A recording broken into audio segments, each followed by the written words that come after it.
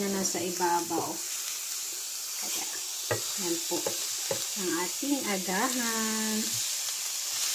Inventong-invento lamang. Yan, tapos papatakan natin yan siya ng line.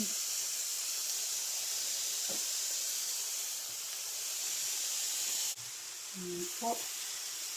Takan natin ng line ang ating itlog. Simpleng-simpleng agahan po yan. At talagang makakabusog.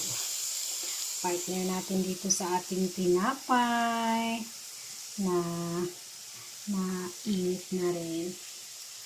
Ayan, maraming salamat po sa inyong panonood. Hanggang sa muli. See you on my next video. Paalam!